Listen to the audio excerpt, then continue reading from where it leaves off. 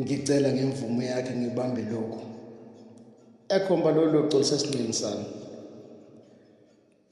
nokuzoba isikhumbuzo ngesikhathi okufanele ngibuye ngaso ngeyakhe imvume icela ithemba lokuthi inhliziyo yami iphephile mayisele kuwe. Kwavela kwangicacile ukuthi ukucasha nesithupha akusekho manje. Hayi, ngicela ukhululeke ngisho ngolikhipha ngasendle ucu ngimnike ezandleni akabange sasidedele izandla zami wazibamba ngazo zombili ezakhe nalapho engazizwa ngifudumala kwaba sengathi novalo luyaphela manje. Usukuma nje ebusweni bakhe kugcwele injabulo ehambisana nezinyembezi ayizama ukuzifihla. Ngibonga kangiphezi ngiyakuthembisa impilo nenhle. Ngicela ukubuya ngehola lesine singahlangana khona lapha emthonjeni. Ngiyacabanga nawe uzobusoma sisile udadewenu omdala. Alugaxe okhaleni lwakhe wabe sethatha ibhakede wangethesa. Kimi umqondo usuyaqhala uyabalisa ngembuzo nje ukuthi kwayena umama umesezwe le ndaba yokuthi ngiyinikile lensizwa uculami uzoyithatha kanjani.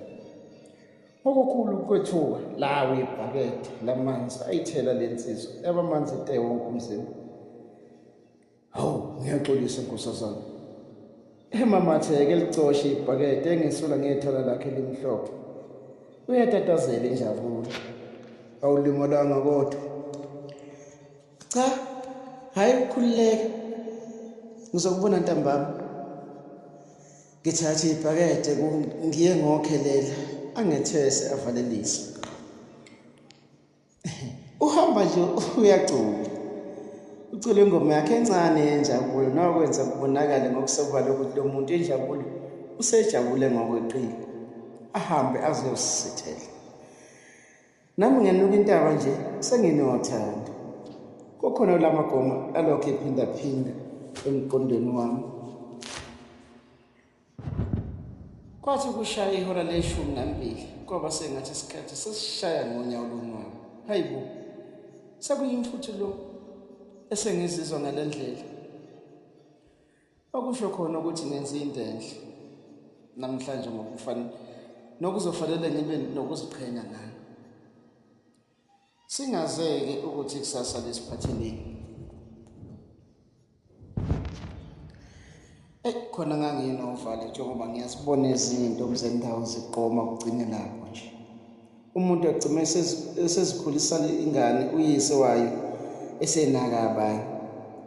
Kodwa-ke akwenzakalanga njengoba ngangicabanga. Izinto zahamba kahle nangendlela ezazishesha ngayo. Kwakubonakala ukuthi le nsizwa ayifuni ukuchitha isikhathi. Nokufika kwabakhongi ngokushesha ikhona okwangenza kwangicecela ukuthi ngempela angidlalanga ngothando lwami la. Sahamba isikhathi kwaze kwafika la sekufanele ngilishiye khona ikhaya likababa.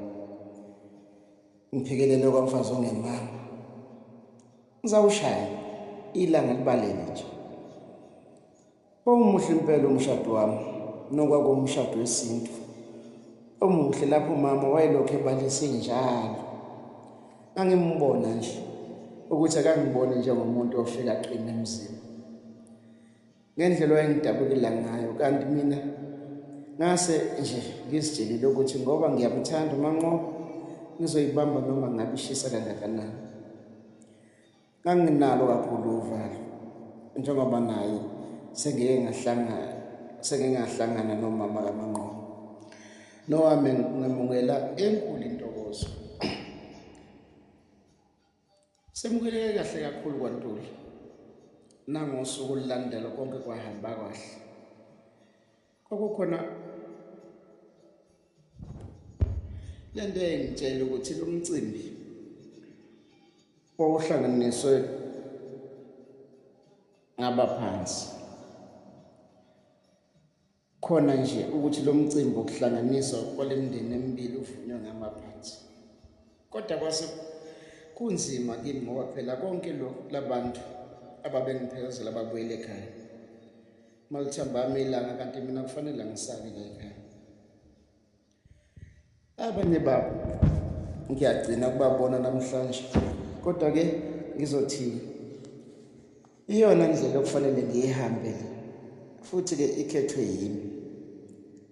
Lathambama ilanga, bangivalelisa okokugcina ngendlela, babuyele ekhaya. Kwaba yilapho-ke kwaphola khona injabulo kimi, ukuqala kosizi empilweni yami, izinyembezi zemihla, ubuhlungu nementshu.